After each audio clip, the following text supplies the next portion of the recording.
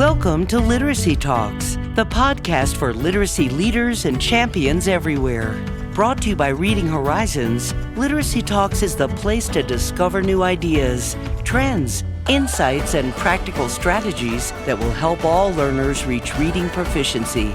Our series host is Stacy Hurst, a professor at Southern Utah University and chief academic advisor for Reading Horizons. Joining Stacy are Donell, a recognized expert in literacy and special education, and Lindsay, an elementary classroom teacher, author, and speaker. In this episode, our literacy experts dig into the little controversies that can sometimes lead to small disagreements among educators who are working diligently every day to boost students' reading abilities. From how to introduce letter names and sounds to strategies for using decodable texts, teaching the concept of blends versus blending, screening for difficulties without follow-up action plans. Literacy instruction is a multifaceted, often complicated endeavor. It's no surprise that controversies arise, so let's unpack these small disagreements together and stay unified around our shared goal of ensuring literacy for all. Let's get started. Welcome to this episode of Literacy Talks. My name is Stacy Hurst. I'm the host, and I'm joined by Donell and Lindsay, as I am every episode. And today we have a really interesting topic that I think a lot of you might be invested in. And if you've been listening to our podcast for a while, you know we take turns choosing the topic. This topic was chosen by Lindsay. So we're going to just turn the time right over to you, Lindsay, and have you introduce it and get us started. Thanks, Stacy.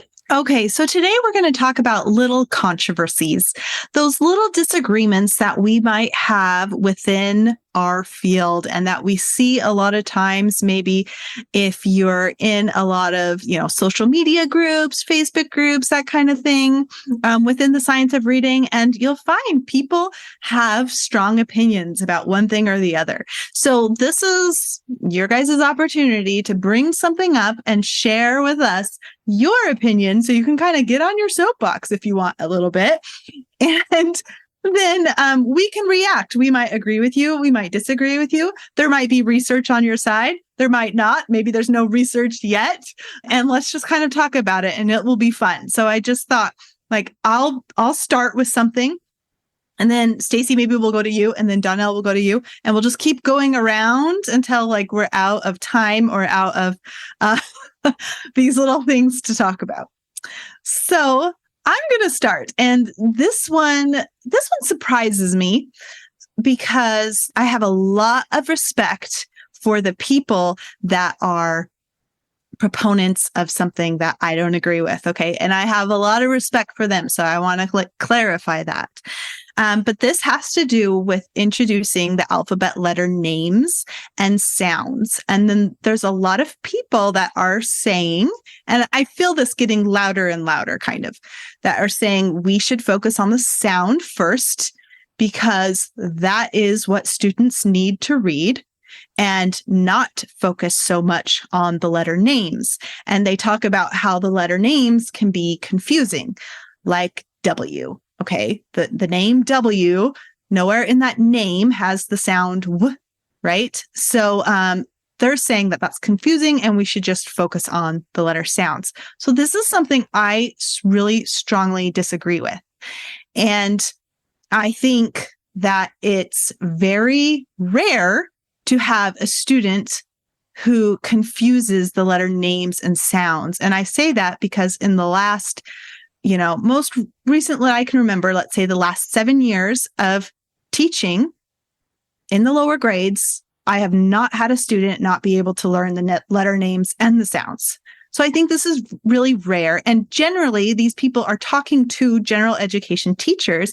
And I think it's a real misstep to only focus on the sounds and not also teaching the names, because I think it almost kind of upsets me if I look at, they're sharing their data and their letter naming score is all really low across the board, because I don't think it should be. I think the majority of students can learn the letter name and sound at the same time and be successful with that. And in this instance, I think research is on my side because, we've talked about Shane Piasta, right? And she was sharing that there's emerging evidence that we can teach the letter name and sound together. So that's how I feel. And what are your reactions to that? So as you were talking, I was thinking about this because this is something that comes up quite a bit more. You're right. Seems like more and more lately. One thing I was thinking of, because the research that I read, and it may have been Dr. Piasta's research, said that it gives them an anchor. The letter name gives them an anchor. And I kind of had the thought when we're talking about recognition, right? I sometimes have issues with names. I know the person. I mostly because I'm a teacher and I have hundreds of students and I want to know them all by name. And it's better when I do. But how would we go through life if you couldn't refer to somebody by their name, right? Like even just making that comparison, that may not be 100% a tight analogy there, but I think it's important. And my experience says what you've been saying too, Lindsay. So you agree with me? I do. What about you, Donell? I agree with you too. And we've talked about this research before. And I think hanging out in the space, arguing about it isn't getting us anywhere. Yeah. So we know what needs to be taught. Let's teach it. Mm-hmm. I'm not going to quibble over what comes first, but make sure it's all being taught and make sure it's being taught explicitly. I do think we might get hung up on the sounds, and that might happen if, consistently you're seeing students that have sound issues. We do need to attend to for those students that we know will have sound issues to those sounds for them, not at the expense of knowing a letter name. What's interesting is I think of all of my adult students, they have the letter names down. They just don't have the sounds down. They got the letter name down. That's not confusing anything. They just never got the sounds down because they had a sound issue. So I think it's just keeping things clear. And I can see the benefit of focusing more on sounds. And I probably do focus a little more on sound because that is like what they're saying. Well, that's what you need in order to read. But I think you also need those letter names. So we teach those too. Okay, so let's go on to our next, little disagreement. So Stacy, let's go to you. What are we going to talk about next? Okay, well, honestly, I have one that I put at the top of my list. Maybe the next round I'll bring it up, but I'm a little bit nervous to bring it up because like you, Lindsay, I have a great amount of respect for the people who I disagree with. Okay. So it'll just take me a minute, but I will say the one I'll bring up now are those advanced levels of phonemic awareness. And I know that we're still waiting for some research to bear that out. But the reason I bring that up is because on one level, I get it. Like, the important thing is that they can read and spell, and we shouldn't spend a ton of instructional time at higher grade levels on that aspect. However, I have seen, and Donell and I have had this conversation quite a bit too, because when I was tutoring an older student in 6th, 7th, 8th grade, I saw those advanced skills work so well for that student's reading and writing, reading and spelling.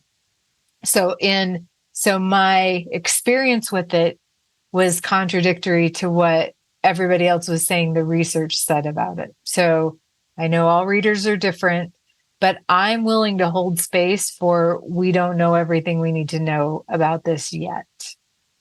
Donell, I know we've talked a lot about it. Did I leave anything out? Oh, look at you trying to drag me into your controversy. Love it. Yep. Redirecting. I know there's a lot of folks that all of us really respect having this conversation. And I'm with you, Stacy, about holding space. I also appreciate that the people that have been in the space are the folks who've been the ones to say, show me the research, I could be convinced. And I love hearing that. I love that approach. I also had the chance to be refamiliarized with Steve Dykstra's bullseye analogy that he brings up to talk about the fact that we have a bullseye of research, good, solid research, things we understand and know. But then we have various grades going out from that bullseye of stuff that we know not so much about. We need research for it. We don't know everything. And the more that you can anchor yourself in the research and say, well, that's how I'm going to make this educated guess to move here. And that's how I've seen people talk about those higher levels of phonemic awareness. That makes me more comfortable to talk about, here's what I know. So I'm going to say this because I know this. I feel comfortable with that kind of a conversation. But yes, I've had experiences like you, Stacy, with using some of that, particularly with older students. And I can't deny how helpful it was. So I'm hoping for more research. This is an area that I think I'm pretty much completely in the middle now. And I used to be like far one side, but now I really don't know. And those 1 minute drills, with those higher levels of phonemic awareness where you're, switching out the internal letter of a consonant cluster or whatever, I don't know. I'm like, do I do this or not? If I do it, okay, it's a minute. It's not like the end of the world, Or do I not? More and more, I'm just doing, word chains, and we might be switching that internal unit of the consonant cluster with the word chains. And I know that word chains are great. So this is just something I've been waiting, for research done on those specific 1 minute drills to find out. And so I don't know. I'm interested to see where this controversy goes, because this is kind of a controversy right now. And I don't like how people get really ornery and angry about it. And I don't think we need to be bashing anybody, but it's good to ask questions and to ask for research. And I appreciate this topic in general, but this is a good example that even so, like you said, Lindsay, it's 1 minute. Right? We're not going to be sacrificing a lot if we continue to do it, or if we feel like it's something that's benefiting our students. So at least it's not that extreme, right? At least we can say we're not going to do damage. True. Okay, let's go to Donell. Donell, what's your controversy? Okay, I'm just going to toss one out there, throw it on. Everybody jump on. Feel free. It's the 1 in 5. Oh, boy, do we argue over the 1 in 5. And some people are fine to say the 1 in 5, explain quickly where we get 1 in 5, and then move on. But others just want to stay there and argue 1 in 5. So this one comes up a ton. And generally, now what I've done is I've just sent folks over to Dr. Sally Shaywitz's website, the Yale Center for Dyslexia and Creativity, and I tell them, look at her 1 in 5 statement and just see what you think about it. That's what she's saying. That's where she's getting her 1 in 5 from. And that's usually very helpful because it gives people a landing page to go look at, okay, what are they talking about? Why the 1 in 5? But what do you guys think?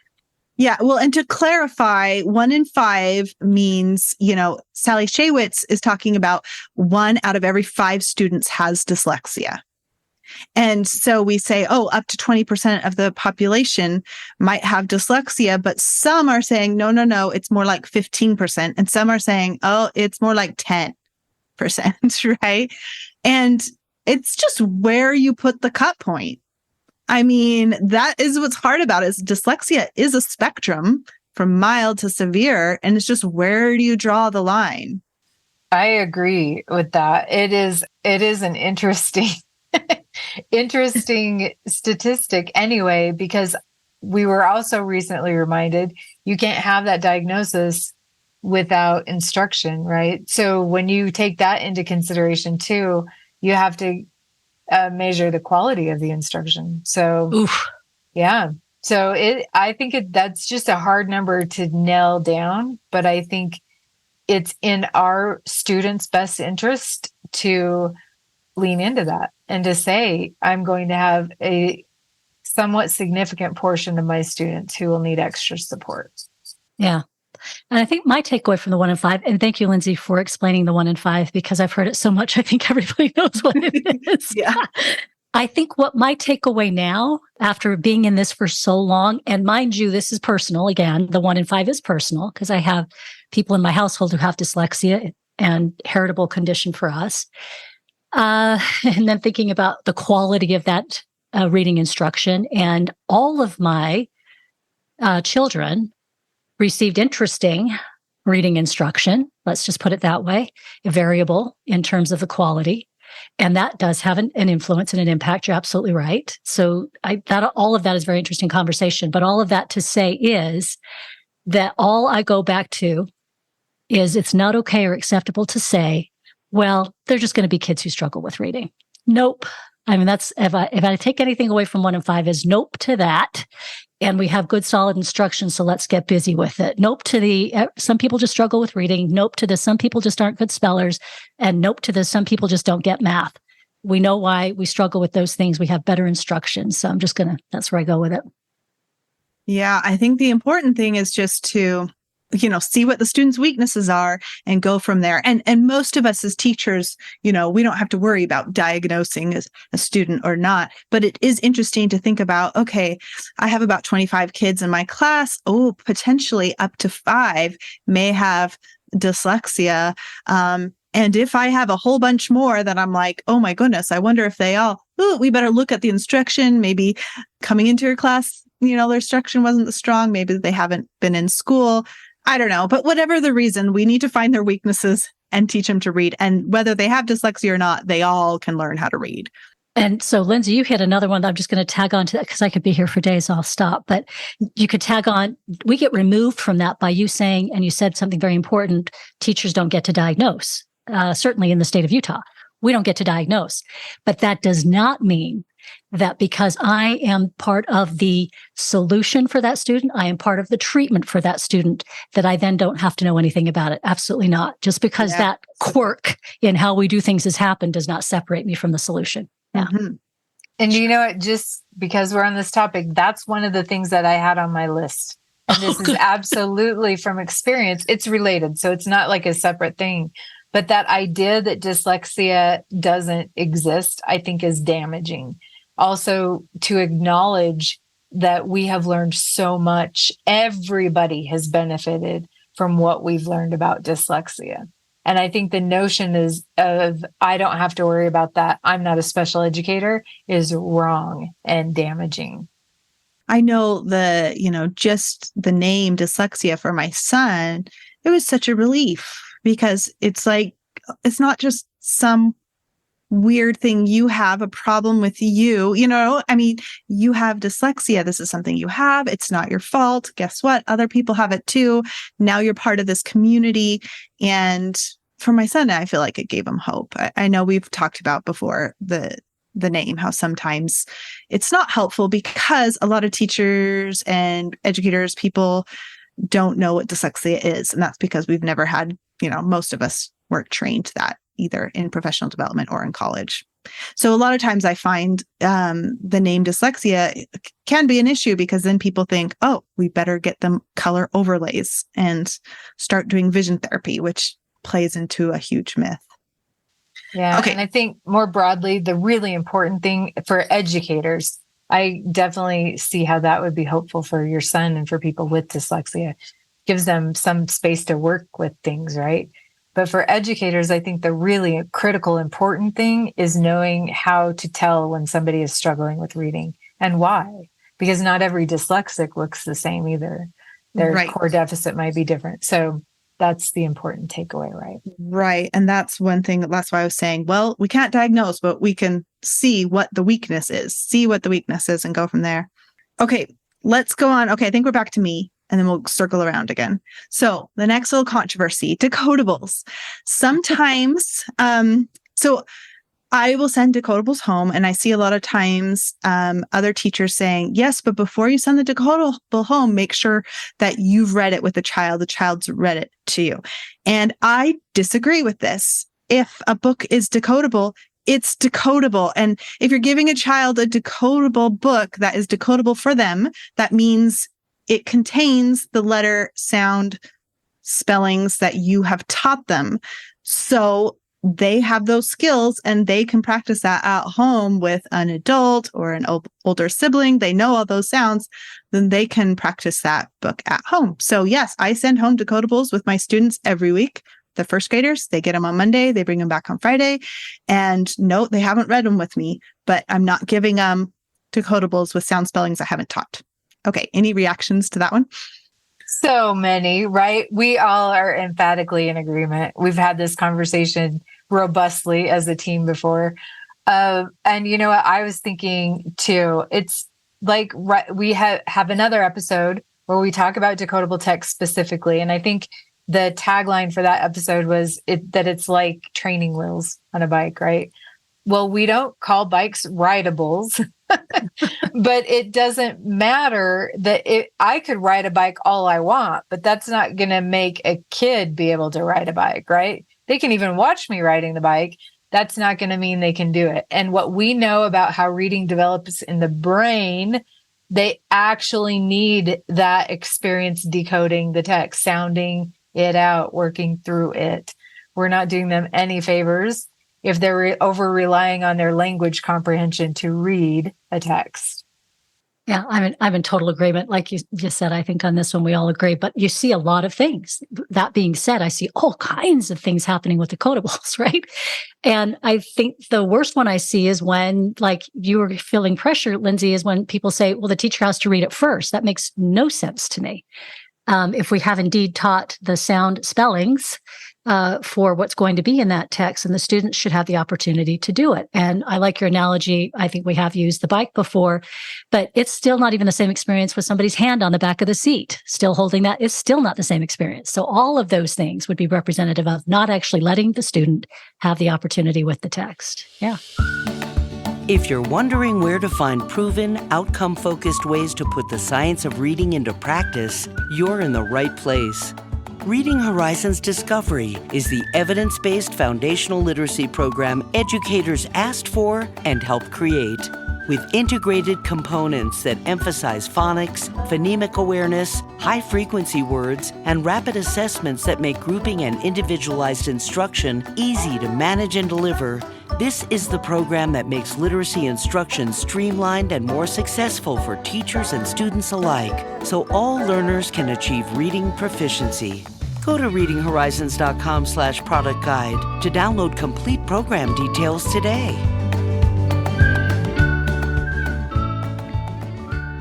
Okay, Stacy, word to you. What's the next thing on your list? Okay, I'm going to tread into this water. No. I know. And in truth, I have a tempered approach to this, but there are some people who are very vocal about the concept of blends, specifically teaching. This is on my list too. Oh, it is? Awesome. Oh, okay. We might. So teaching blends explicitly, right? As opposed to blending, which is what we do when we read. I can see the rationale for teaching blending. And on some level, it seems very efficient, right? But I do believe, based on a lot of things, that we should explicitly teach certain blends, not all the consonants that can blend together, right? There are some programs that teach beginning blends and ending blends. But I think to be able to blend, we're going to be more efficient if we explicitly teach specific blends. The other thing is that they become important when we move to syllabication because they frequently will stay together in a syllable. So I think that's important. But then when you even consider on the phoneme level, those are tricky things for kids to hear. And I think once they have a solid understanding of the alphabet, then we can help them in both cases if we're teaching them explicitly. Lindsay. Yeah. So it's a mistake to forget that when we have words with blends or consonant clusters, whatever you want to call them, it's a mistake to think it's the same level of difficulty as a CVC word. It's not. It's having a blend at the beginning or a blend at the end of the word. Now you are going from 3 phonemes to 4 phonemes and possibly more if you have like a 3-letter blend. And this is remarkably more difficult for students. And I am seeing that right now with the first graders. This is a little harder to blend 4 phonemes and requires more attention and work. So even if you don't want to say, I'm explicitly going to teach, BL, SL, GL, even if you don't want to teach those, you do need to spend more time practicing them. So in a way, we're teaching them. So why not call them out, I guess? But I don't think any of us are saying we teach them as individual units because we don't. We know they each represent a sound. And then the other thing is when I teach them, like if I teach TR blend, that's very helpful because when you say train, we usually go train, and soon you're going to have students writing CHR for train. But if they know that CHR is not one of our R blends, then that's kind of helpful if you've explicitly taught that TR. And what's the other one? DR, because they're going to want to write JR for dr, drain or whatever it is. And you can say, well, JR is not one of our blends. So, but I do see what they're saying, and we don't want to like lose a ton of time on like having them memorize all the blends, I guess. Yeah. And I'm landing in there with both of you, obviously. And we've had this conversation too, and it's been a good one. And I think there is value to teaching some. And we've talked about some of those that would have value in teaching them. What's interesting working with older students is this is where you will see things falling apart for a student really rapidly is on the blending, particularly if you get a word with a blend at the beginning and a blend at the end of the word. That can become rapidly very quickly, and the guessing sets in very fast. That's when you notice, oh, this is where we started guessing. Because we might be able to get through, as you say, a CVC word, and we might even get through a word with a blend and then a vowel and a consonant. But if there's a blend at the front and a blend at the end, that's very quickly where pain starts to set in for a student.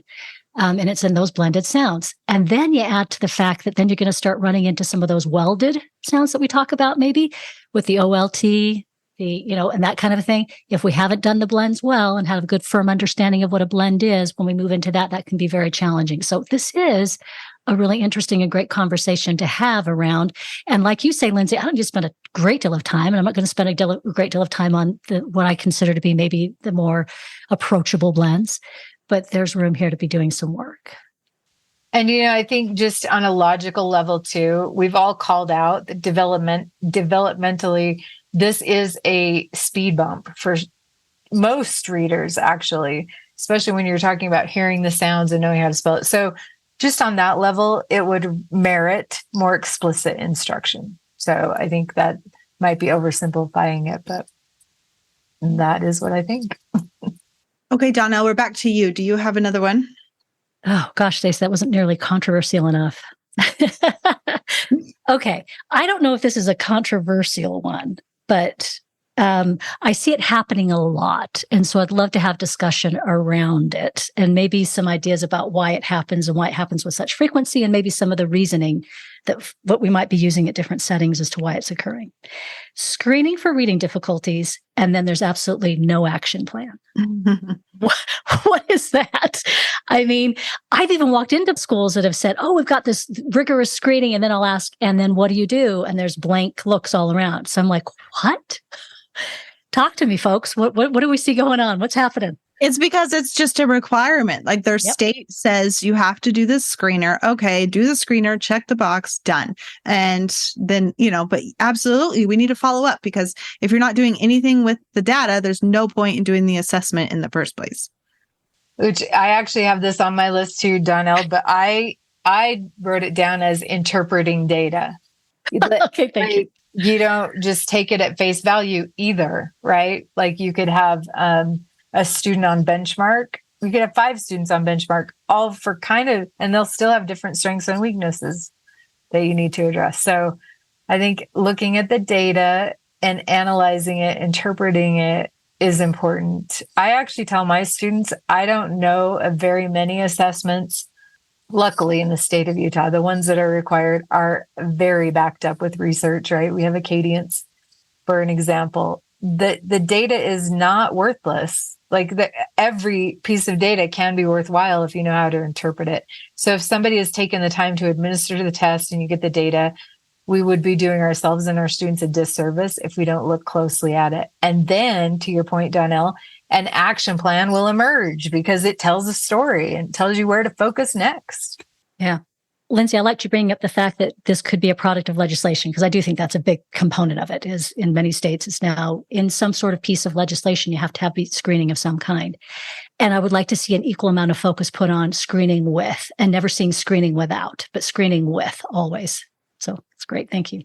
And I feel like most people, when they're upset about the screener, don't really understand it. I don't mean that in like a negative way, but just like, just we need to learn like what it's measuring and what we can do with that information. So maybe this is a call out to like coaches and administrators and people, making sure that we help everyone understand what to do with the data.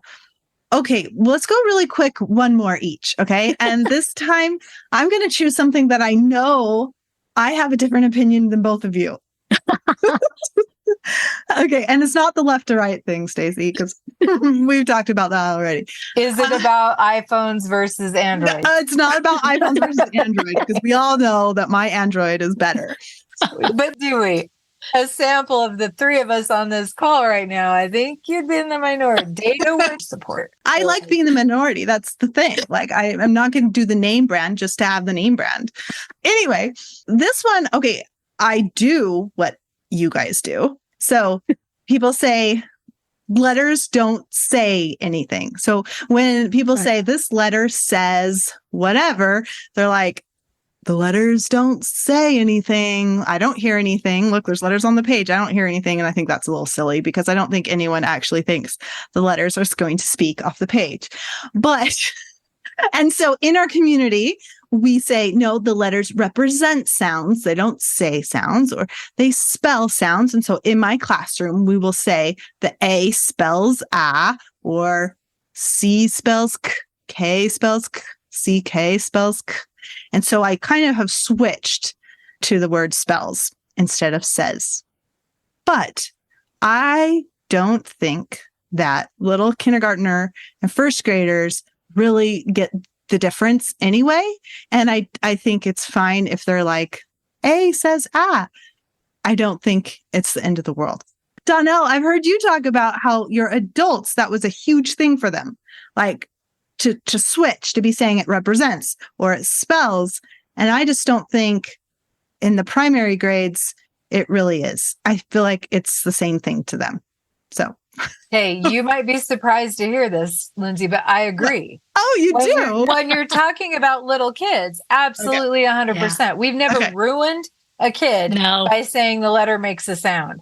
My whole point about that, and Louisa Moat supports this, emphatically, actually. My whole point is that in my space, and remember, I'm teaching pre-service teachers, if I use that terminology, they understand better the concept that we're trying to portray to our students. So when they know it, they'll be able to be more effective teachers of that concept.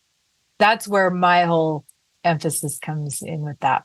And I think I'm closer too with both of you. And clearly I acquiesce to both of you in that lower grade space. And I don't see anything wrong with says either. I don't think you're going to ruin a kid at all. But it has always been on the instructor to understand, have a firm understanding. And I think where it's been helpful in watching my older students, because at first this was a bit of a transition. I talked about how clunky it was for some and is it really that important? But what it did, I've noticed over time, is it opened up the possibility for my older students to be able to think about sounds now as having multiple spelling representations. And that wasn't a thing that was foremost. They were stuck on one representation. If it says and represents, that's it. There's multiple. And so it kind of opens the door to say, this is the language we use right here to hold a place for there could be more coming to represent this sound that we're working with right now. I think that's kind of interesting. But no, which isn't far from where I am with my students that are pre-service teachers, because it helps them with the framework that we're working within. And I think it does help them to know, okay, one letter can help spell multiple sounds. Like I said, I am saying spells now. However, we love the Leapfrog Letter Factory, and that there's this great song, and I do play it in my classroom. And guess what? It's A says ah, B says B. That's okay. We use phrases too, like the clock tells time. The clock doesn't say anything. Good point. Yeah. Very good. Okay. All right. We only have a few minutes left. Stacy, Donell, do you have a last one? Yeah, just the word fidelity. When we're talking about programs, I think that to me is, I've been on both sides, right? I've helped develop curriculum and I've used it.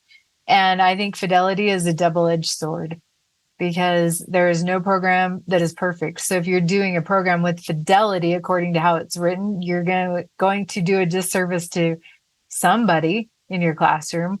And if you're not doing it to an adequate amount of fidelity, if it's evidence-based and it has the research behind it, then you're also doing harm, right? So this is where I think the differentiator is teacher knowledge. And we heard the phrase recently, fidelity with flexibility. And I think that's where it should be, assuming teacher knowledge is they know what they need to know. Stacy, it's funny because that was my last one too. It was talking about using an intervention inappropriately, either for not the time of space it was intended for, or either way, and then saying it doesn't work. So right along that same thing with the fidelity. And I do love that flexibility and knowledge that comes into play when we're talking about this. I don't think I teach most programs with fidelity, to tell you the truth, because guess what? If there's like a weakness in the program, then I'm not just going to, I'm going to make up the difference, and I'm going to watch my students. And if they need something, then I might change or tweak something. And that's just, so I love what you said. It comes down to the teacher knowledge, and maybe, you're leaning more heavily on that program at first. And as you're learning and you're learning about the science of reading and taking professional development and watching your students, you'll start to learn when you're like, oh, now I got to go off the script a little bit here. And I would argue, Lindsay, that you do a great deal of things with fidelity. You probably do everything with fidelity, but you're adding in a bit of flexibility with that teacher knowledge of yours. Okay, I like that. Well, and it's fidelity to what, right? Like, I don't think we should have fidelity to a program. I think we should have fidelity to concepts that are, the scientific underpinnings of why we're doing what we're doing. Fidelity to the science. Okay, I like that. I didn't think of that before. I was thinking of fidelity to the program. I love that. Yeah, because I'm with you. I can't think of one single program I've used that I've had 100%. There's no perfect programs quite yet. Yeah, but your practice has a great deal of fidelity. That's a good point. Okay, well, we're out of time. This was fun. Thank you, you guys. It was fun. It was probably not as controversial as somebody was hoping. I don't know who. We didn't yell at each other and call each other names or anything. We didn't. We don't do that, just for the listener's sake. We don't do that. Oh, there's plenty of making fun of Lindsay for her choice of phones, but phones? Is that what you said? Phones, yes. Oh, okay. It's only a pain point when we're texting. Yeah. Yep. It's that one user, and a text strand. Anyway. Well, I also appreciate this conversation because it really does help us focus on what's important, right? And I think as a profession, these conversations need to happen more often so that we can work through and maybe change our perspective, which I have done a lot over the course of my career. I completely forgot to say that's one thing I wanted to say at the beginning, because I think all of us are unified in our overall goal for, more proficient readers and teaching students to read. And so it's okay that we have these little disagreements, and we don't need to, totally cancel someone because they think a certain way. We can have these little disagreements and still we're unified in our goal, and we're all trying to find the best way to reach that goal. Love it. And that I hope we'll take away some terminology that we've been used to using in our profession, like wars, like reading wars, right? If we just keep our eyes focused on science and on the aim to eradicate illiteracy, we're going to be in good shape. So thanks for this discussion today, Lindsay. It was fun. And thank you all for joining us for this episode of Literacy Talks. Join us next time on our next episode. Thanks for joining us today for Literacy Talks, the podcast series for literacy leaders and champions everywhere.